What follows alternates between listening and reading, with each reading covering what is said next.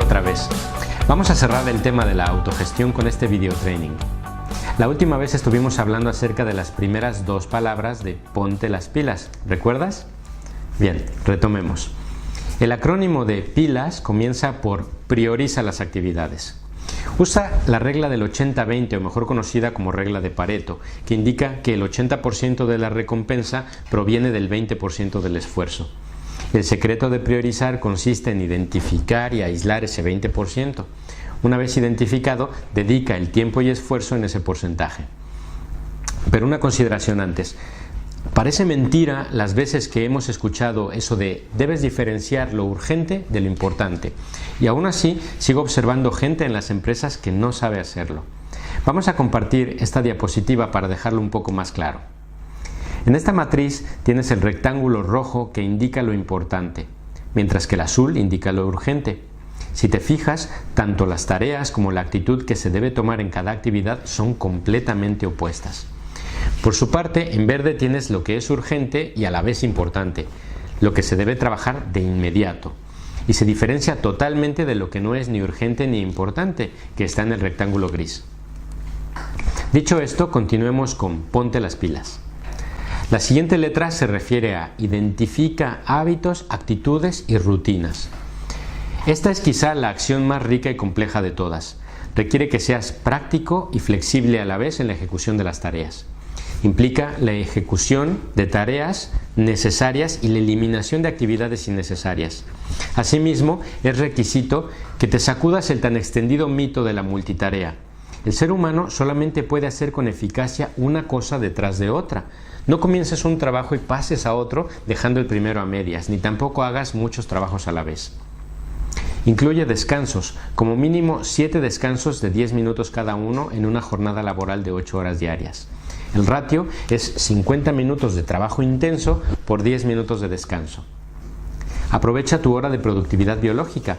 Esto quiere decir que hay momentos del día en los que eres más productivo y eso cambia de persona a persona.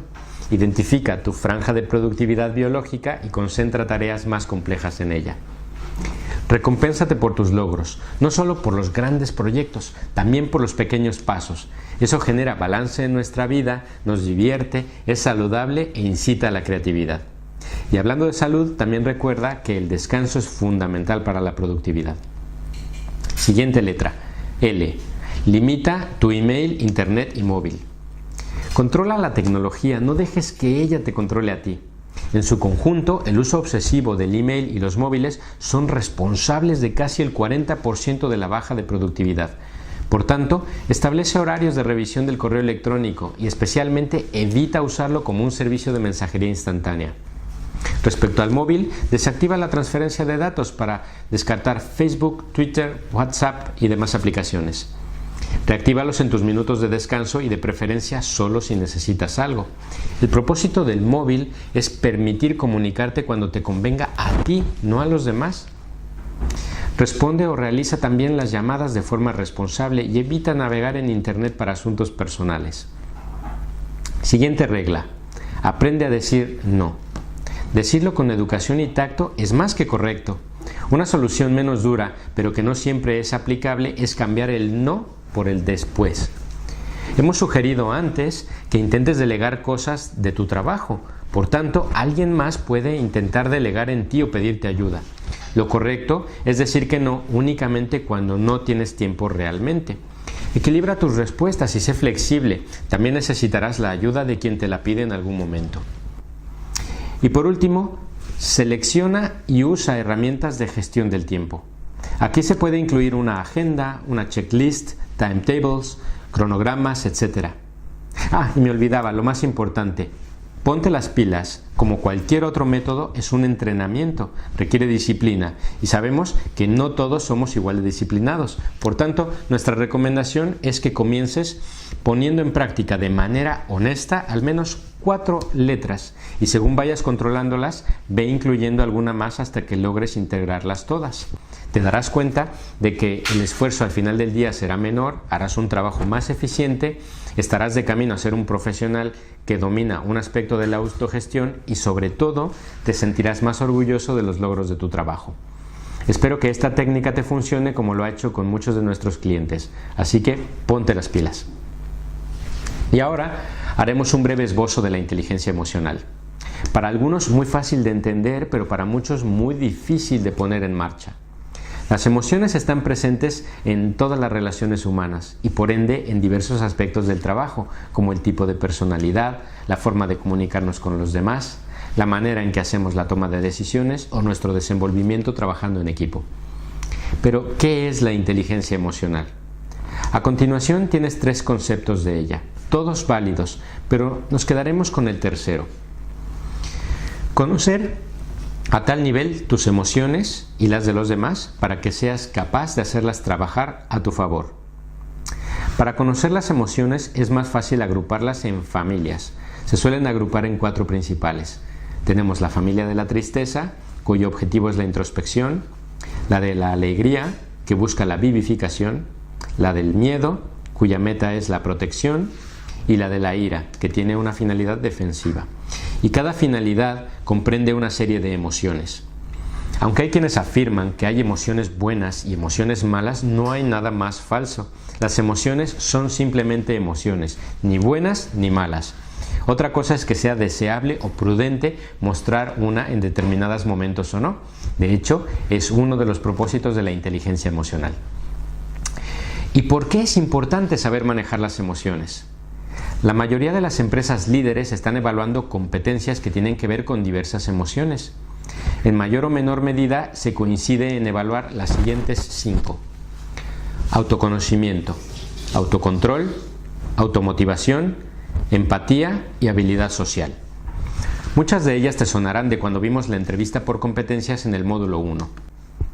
Con el autoconocimiento evalúan que sepas decir tus virtudes y defectos o fortalezas y debilidades.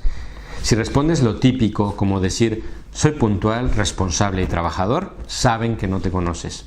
De hecho, vale más decir lo negativo porque entienden que lo identificas y que lo sabes controlar. Con el autocontrol miden que sepas hacer correctamente el proceso sentir, pensar, actuar. Si te saltas un paso o lo haces desordenadamente, puedes tender a reprimir tus emociones o a extender un comportamiento que sea explosivo de ellas. La automotivación les permite saber si los candidatos se apasionan por lo que hacen. Normalmente te preguntan, ¿cuál es tu pasión? Debes responder teniendo en cuenta que la pasión está siempre en fortaleza y nunca en debilidad. Por tanto, debes destacar una fortaleza sustentada en algo que disfrutas mucho, es decir, motivación. La empatía es que sepas ponerte en los zapatos de alguien más y se puede averiguar con preguntas abiertas, ensayos o tests. Y por último, las habilidades sociales, que demuestran que eres capaz de relacionarte con todo tipo de persona sin hacer diferencia en edad, sexo, cultura, género, religión, idioma, nacionalidad o puntos de vista. Como dato adicional te comento que las competencias señaladas con la curva roja son competencias personales, mientras que las de la verde son sociales. Una de las herramientas con que se puede etiquetar las emociones para facilitar su identificación y gestión son los eneagramas. Ya te avanzo que hay que conocerlos a fondo, ya que existen muchos aficionados y psicólogos poco profesionales que, como hemos comentado, los utilizan indiscriminadamente y los convierten en un simple signo del zodiaco. Para pocas personas que saben utilizarlos realmente, esto es un instrumento muy potente. Se trata de una herramienta de personalidad para que te conozcas mejor, conocer la emoción que debes dominar, saber para qué vales, conocer tu potencial y empatizar con otros. Lo primero que se debe hacer es fijarse en lo que quiere de ti la otra persona. Los seres humanos solo quieren de ti una de las siguientes 3 cosas: control, atención o seguridad. Una vez identificado esto, puedes comenzar a clarificar el tipo de personalidad que puede tener esa persona. El siguiente esquema facilita el proceso. Hay 9 prototipos o personalidades tipo. Todos tenemos un poquito de esas 9 personalidades, pero al analizarlas con detalle te posibilita observar que siempre hay una dominante y una segunda dominante. El grupo señalado en color rojo son las personalidades que quieren control. Su emoción dominante es la ira y se dividen en el jefe, que le gusta el control de la situación y suele explotar en ira. El pacífico, que le gusta el control del conflicto y que por el contrario tiene la ira anestesiada. Y el perfeccionista, que tiene la ira a flor de piel. Si no le das la razón en lo que dice, estalla. Después tienes el grupo color amarillo, que son los que buscan atención. A este grupo pertenecen el ayudador, que le gusta adular y que no tiene sentido del ridículo. El triunfador, que se vende muy bien, pero oculta su vergüenza debajo de una fachada de posición o de éxito. Y el artista, que es excéntrico y le da vergüenza que descubras que es sensible. Por último tienes el grupo color verde, en el que la emoción dominante es el miedo, y agrupa al investigador, que es el típico ratón de biblioteca y que tiene miedo a ser incapaz. El leal, que es buena gente pero que tiene miedo a confiar. Y el entusiasta, que es el alma de las fiestas pero que tiene miedo a sufrir. En esta diapositiva puedes ver los pecados que se atribuyen a cada personalidad de los eneagramas. La idea con esto es que vayas identificando en dónde te encuentras tú, de forma que observes una característica que se parece más a cómo eres y una segunda característica que en menor medida también te represente. Con ello podrás ir descifrando el tipo de personalidad que prima en tu persona. Ahora puedes ver la manera en que gastan su tiempo cada uno de los prototipos. Es probable que una vez que comiences a identificar algunas de las características propias, te suenen familiares y empieces a dudar si estás más en una o en otra. Eso es normal, porque como he dicho antes, no se trata de caer en la falacia del zodiaco. Los eneagramas son solo una referencia para identificar de forma comprensible los tipos de personalidad que existen y poder identificar en dónde te encuentras mayormente, aunque en realidad todos tenemos un poquito de cada personalidad. Ahora, si miras esta diapositiva, verás los estilos de comunicación de cada uno. Unos más directos, otros lamentándose, otros instruyéndote, etc. La inteligencia emocional comienza por identificar en qué personalidad encajas mejor. Ello exige mucha observación, conciencia y estudio de las personalidades. Una vez que domines la técnica y sepas con suficiente claridad tu tipo de personalidad, puedes atreverte a identificar personalidades de la gente que tienes a tu alrededor, aunque debo advertirte que debes ser muy cuidadoso, ya que es fácil malinterpretar y juzgar, lo que resulta en una mala lectura de la persona. El último paso es que, conociendo tu personalidad y la del otro, puedes desarrollar maneras de comunicarte con él o ella de forma efectiva, compenetrar mejor en el trato, evitar conflictos, reducir el estrés y negociar. En el material adicional de este módulo encontrarás características más concretas de las personalidades. Viendo las fechas de cada uno con detalle, seguro que encontrarás más similitudes y podrás identificar mejor la tuya. Lo que nos interesa en esta parte del curso es que sepas en qué consiste la inteligencia emocional y cómo puede serte útil. Por último, echa un vistazo a la siguiente información.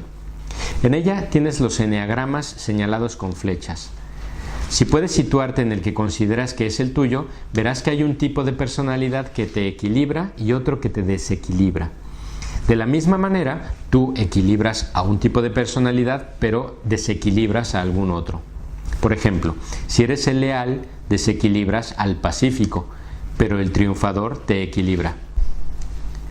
Te invito a que estudies este apasionante tema con cuidado y permíteme repetir por última vez, los eneagramas son un análisis profundo de la personalidad y no puedes comenzar a aplicarlo al resto de la gente si no sabes aplicarlo contigo mismo. De hecho, te doy una pista para que entiendas su complejidad. Ni siquiera un psicólogo experto puede analizarte en unas pocas horas y decirte, eres el artista, o como se dice en el argot, eres el número 4. Nadie puede conocerse mejor que tú mismo. Los eneagramas son solo referencias y tómalos como tal. Si profundizas en ellos, te aseguro que son una herramienta muy potente para gestionar las relaciones. Y con esto hemos llegado al final del módulo 4. En el siguiente módulo hablaremos sobre la gestión integral y sobre la productividad de alto rendimiento. Espero que estos temas te estén pareciendo interesantes y que puedan despertar la inquietud por analizarlos con más detalle.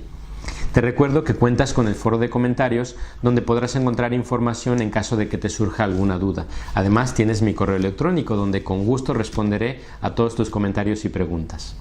Ah, y casi me olvido, no dejes por favor de hacer el test de este módulo.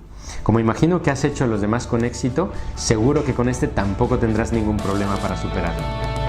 Hasta pronto.